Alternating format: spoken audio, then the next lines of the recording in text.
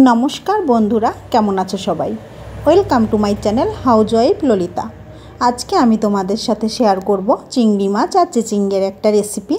आज के आमी जेभावे चिचिंगाटा रान्ना करेछि एइभावे रान्ना करले किन्तु भात बा रुटी जे कोनो किछुर साथेई खेते खूब भालो लागबे। ताहले चलो देखे निई आज के आमी चिचिंगार रेसिपिटा किभावे तैरी करलाम। तो तार जोन्नो आमी कड़ाइते सबार प्रथमे दिये दियेछि सर्षेर तेल। तेलटा एकटु गरम हये आसले आमी सबार प्रथमे तेलेर मध्य दिए देब दुटो शुकनो लंका और फोड़नेर जोन्नो देब एकटु कालो जिरे।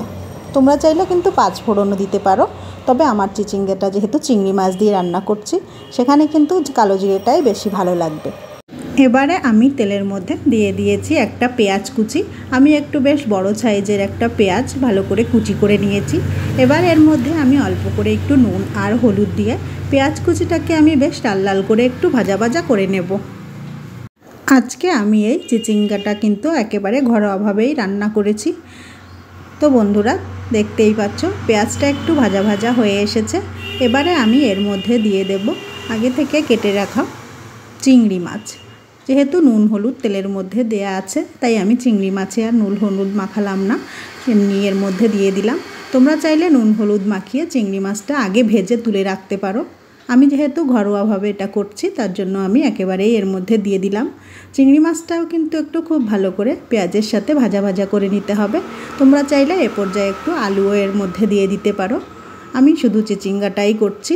এবারে আমি এর মধ্যে দিয়ে দিলাম 1 চামচ করে ধনে গুঁড়ো আর জিরে গুঁড়ো আর স্বাদমতো লঙ্কার গুঁড়ো। লঙ্কার গুঁড়োটা তোমরা যেমন ঝাল খেতে পছন্দ করবে সেই অনুযায়ী দিয়ে দেবে। আর আমি এখানে দিয়েছি পরিমাণ মতো নুন আর হলুদ। আমি এখানে পুরো নুন হলুদটা কিন্তু একেবারেই দিয়ে দিলাম। তোমরা চাইলে চিচিঙ্গাটা দেওয়ার পরেও কিন্তু দিতে পারো। এবারে আমি অল্প জল দিয়ে মশলাটাকে খুব ভালো করে চিংড়ি মাছ আর পেঁয়াজের সঙ্গে কষিয়ে নেব। যেহেতু আমি সব কিছু গুঁড়ো মশলা ব্যবহার করেছি তাই অল্প একটু জল দিয়ে কষিয়ে নিচ্ছি, না হলে কিন্তু মশলাগুলো পুড়ে যেতে পারে।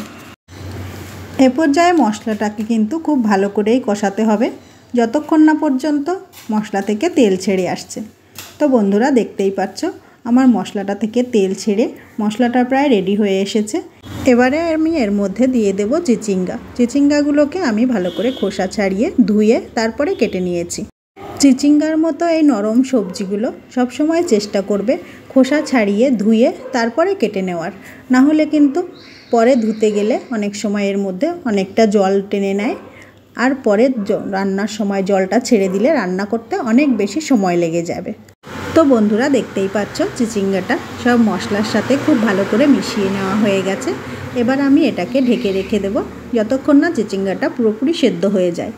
আমি আর এখানে কোনো রকম জল দেব না। গ্যাসের ফ্লেমটা কম করে দিলে এই চিচিঙ্গা থেকে যে জলটা ছাড়বে তাতেই কিন্তু চিচিঙ্গাটা পুরোপুরি সেদ্ধ হয়ে যাবে। তো বন্ধুরা দেখতেই পাচ্ছ প্রায় 10 মিনিট মতো ঢেকে রাখার পরে চিচিঙ্গা থেকে কতটা জল ছেড়ে এসেছে আর চিচিঙ্গাটা কিন্তু পুরোপুরি সেদ্ধও হয়ে গেছে। এবার আমি খুব ভালো করে নেড়ে চেড়ে একটু মিশিয়ে নেব যাতে ঝোলটা একটু ঘন হয়ে আসে।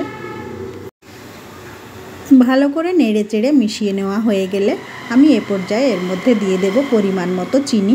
তোমরা যেরকম মিষ্টি খেতে পছন্দ করবে সেই অনুযায়ী দিয়ে দেবে।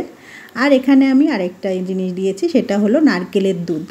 বাজারে যে কোকোনাট পাউডারটা পাওয়া যায় আমি ওখান থেকেই 1.5 চামচ মতো অল্প জলে একটু গুলে তারপরে দিয়ে দিয়েছি। তোমরা চাইলে সরাসরি নারকেলের দুধটাও দিতে পারো। এই নারকেলের দুধটাই কিন্তু এই চিচিঙ্গার মধ্যে সবথেকে ভালো একটা স্বাদ নিয়ে আসবে। তোমরা একবার হলেও এইভাবে নারকেলের দুধ দিয়ে এই চিচিঙ্গাটা রান্না করে দেখো কতটা টেস্টি হবে। যারা চিচিঙ্গা খেতে পছন্দ করে না তারাও কিন্তু চেয়ে চেয়ে খাবে। নারকেলের দুধটা দেওয়ার পরে আমি গ্যাসের ফ্লেমটা হাই করে আরও 3-4 মিনিট মতো জাল করে ঝোলটাকে একটু শুকিয়ে নিয়েছি। তোমরা চাইলে পুরোপুরি ঝোলটাও শুকিয়ে নিতে পারো। আমি অল্প একটু ঝোল ঝোল মতোই রেখেছি। তো বন্ধুরা দেখতেই পেলে কত সহজে চিচিঙ্গা আর চিংড়ি মাছের এই রেসিপিটা তৈরি হয়ে গেল। এটা দেখতে যেমন টেস্টি লাগছে খেতে কিন্তু তার থেকেও বেশি টেস্টি হবে। তো বন্ধুরা আজকের ভিডিওটা তাহলে এখানেই শেষ করছি। ভিডিওটা কেমন লাগলো জানাতে ভুলবে না। ধন্যবাদ সবাইকে পুরো ভিডিওটা দেখার জন্যে। সবাই ভালো থাকবে, সুস্থ থাকবে। নমস্কার।